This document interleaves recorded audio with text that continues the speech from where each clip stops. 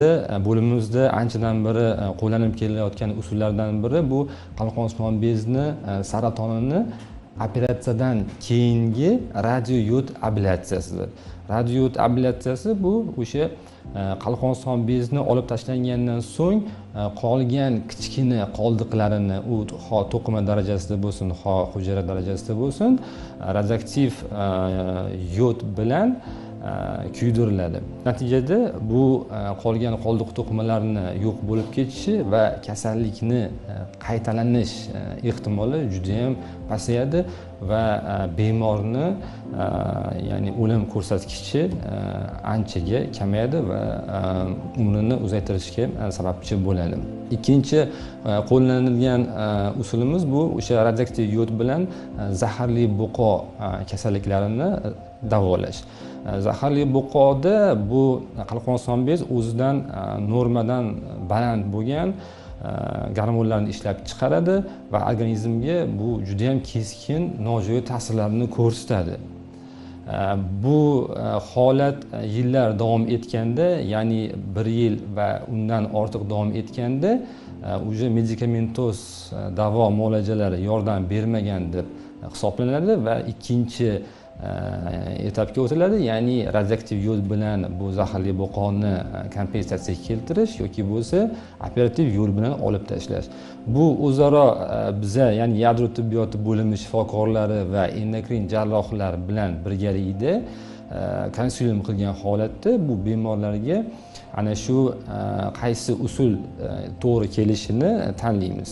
Endi agarda o'sha radioaktiv yod bilan kuydirish usuli to'g'ri keladigan bo'lsa, bemorlarga katta bo'lmagan dozada radioaktiv modda beriladi va o'sha zahar ishlab chiqarayotgan qalqonsimon bezni ortiqcha qismini normal funksional holatiga qaytarishga ko'maklashadi va bu bemorda o'sha zaharli buqo, ya'ni Graves kasalligini qaytalanishi ehtimoli kamayadi va bemor sog'lom hayotga qaytadi. Bu jarayon bir marta qo'llanilishi mumkin yoki bo'lmasa ba'zi holatlarda 2-3 marta ham qo'llanilishi mumkin.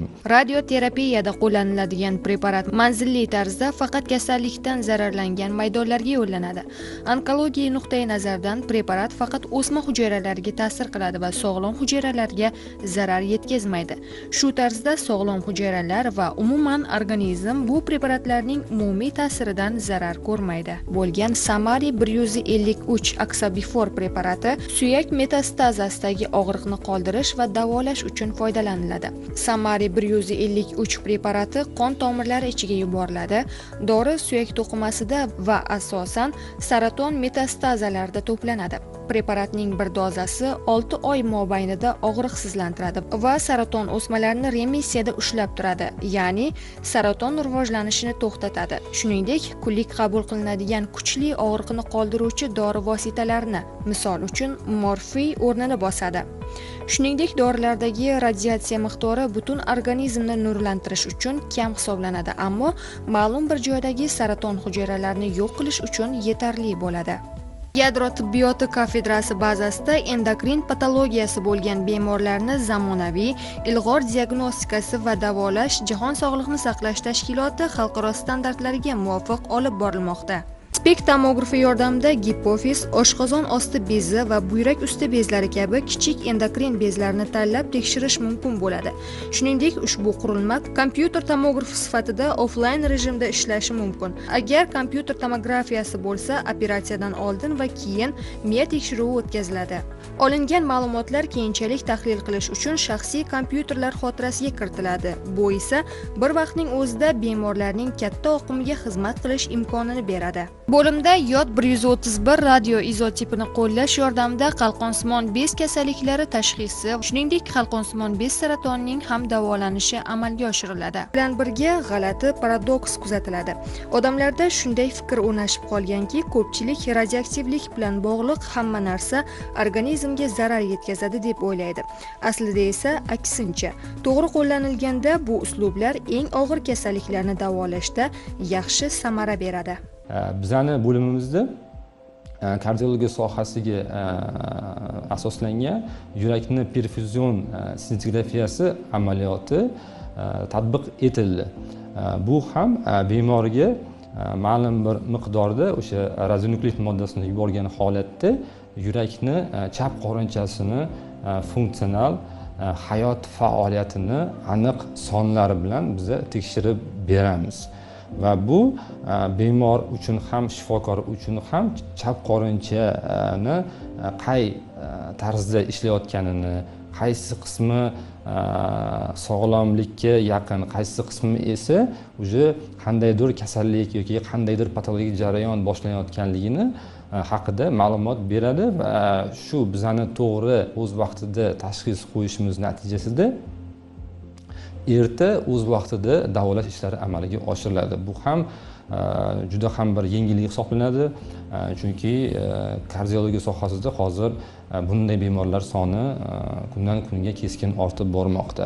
Xususan biza ham radionukleid sohamizda onkologik kasalliklarga ham juda ham katta o'zimizni e'tiborimizni ajratgan holatda yangi o'sha diagnostika metodlarini ham ishlab chiqdik. Bu metodlar shulardan iboratki, biz bilamizki, shu onkologik kasalliklarda o'smani birlamchi o'chog'i, ya'ni o'sha limfa va qon tomirlar yo'li orqali suyaklarga, ya'ni o'sib kiradi, ya'ni metastazlar beradi.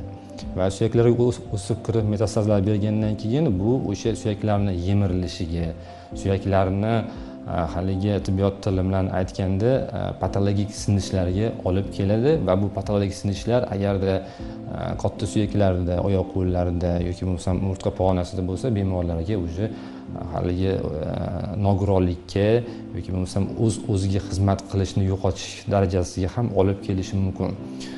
Shuni nazarda tutgan holatda yangi o'sha SPECT CT apparatimiz yordamida bizni onkologik bemorlarga mana shu suyak metastazalarini erta va barvaqt aniqlash, ularni suyaklaridagi qaysi qismlarda joylashgan, qanday joylashgan, qanday o'sish xarakteriga ega, faolligiga ega va qanchalik o'sha xavflilik darajasi bor, qanchalik o'sha patologik sinishlarga olib kelishi mumkin bo'lgan savollarga biz javob berishimiz mumkin. Bunda ham bemorga o'sha radionukleid moddasini yuborgan holatda ma'lum bir vaqtdan so'ng gamma kamerada bemorlarni boshdan to tana oxirigacha bo'lgan qismlarini barchasini skaner yordamida tekshirib olamiz. Va skaner yordamida tekshirib olganimizdan keyin ma'lum bir aniqlangan patologik o'choqlarni biza o'sha SPECT CT apparatimizda 3D formatda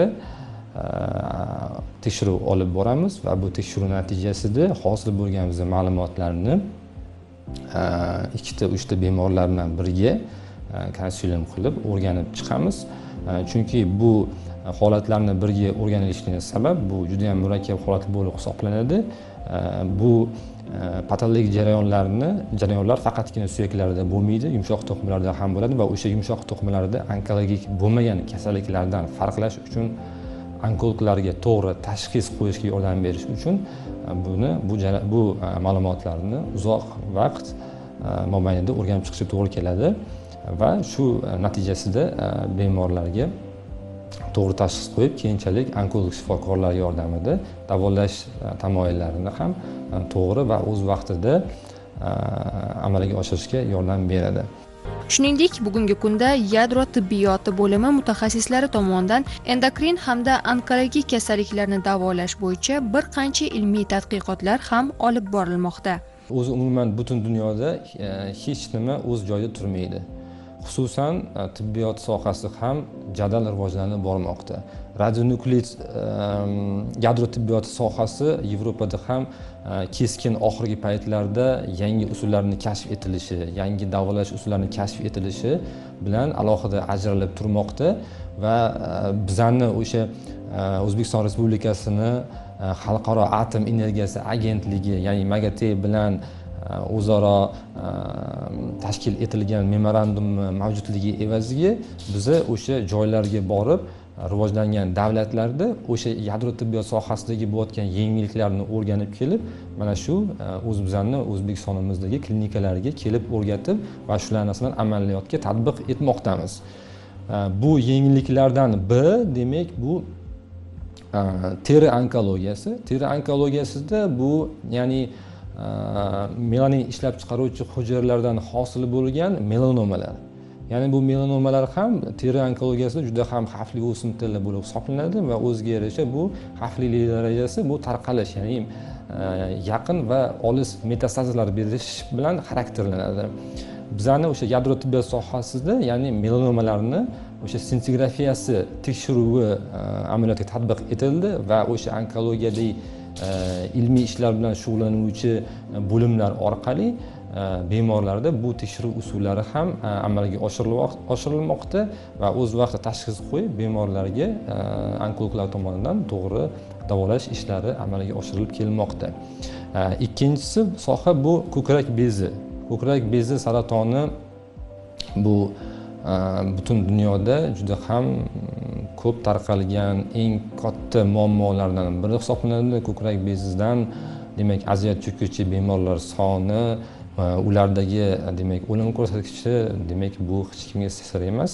Mana shu ko'krak bezi saratonini erta aniqlash, ya'ni hali katta bo'lmagan qismida erta aniqlab, uni to'g'ri tashxis qo'ygan holatda azon saqlab qolish holati uchun demak ko'krak bezini ham o'sha ssensigrafiyasi SPECT-CT apparatida tekshirish usuli amaliyotga tatbiq etildi. Keyinchalik ham bu soha rivojlanishda to'xtab turmaydi. Bu soha keyingi yillarda bizani demak rejamizda tutilgan masalalar shundan iboratki, bu erkaklarda uchraydigan prostata bezi saratoni. Prostata bezi saratoni bu ayollarda ko'krak bezi saratoni birinchi o'rinda turadigan bo'lsa, prostata bezi saratoni nisbatan erkaklarda birinchi o'sha yuqori pog'onlarda turadi va bu saratondan ham aziyat chekuvchi bemorlar mavjud va xavflilik darajasi ham yuqori hisoblanadi. Bu prostata bezi saratonini ham aniqlash usuli radionukleidlar bilan amalga oshiriladi, juda ham aniq amalga oshiriladi va metastazlarni ham to'g'ri topish, aniq topishni yo'lga qo'yish mumkin. Bu narsa ham bizning rejamizda turibdi. Demak, bu joylarga borib, o'sha Yevropaning eng nufuzli markazlarida borib o'rganib, keyin kelib O'zbekiston Respublikamizda shu narsani amalga tatbiq qilishni mo'ljal qilib turibmiz. Va undan keyingisi, oxirgisi esa bu neyroendokrin bezlardagi saratonlar. Neyroendokrin bezlardagi saratonlar nisbatan boshqa hamma saratonlarga nisbatan kamroq uchraydi, lekin baribir bu holatlar ham uchrab turibdi. Bu holatlar respublikamizda kuzatilmoqda va buni ham o'sha nuklear tibbiyot sohasida O'zbekistonda bu birinchilardan bo'ladi. Bemorlar uchun ham boshqa davlatlarga borib moliyaviy jihatdan qiyinchiliklarga uchramasdan shu O'zbekistonimizning o'zida biz buni ham amaliyotga tatbiq etamiz va o'zimizni o'sha davlatimizdagi aholini sog'lomlashtirishga yana ham o'zimizni hissamizni qo'shamiz. Respublika ixtisoslashtirilgan endokrinologiya ilmiy-amaliy markazida amalga oshirilayotgan bu kabi ezgu ishlar jahon tibbiyotining ilg'or yutuqlarini sog'liqni saqlash tizimida keng tatbiq etish, el salomatligini asrash, xalqimizning hayotdan rozi bo'lib yashashiga erishishda muhim ahamiyat kasb etadi.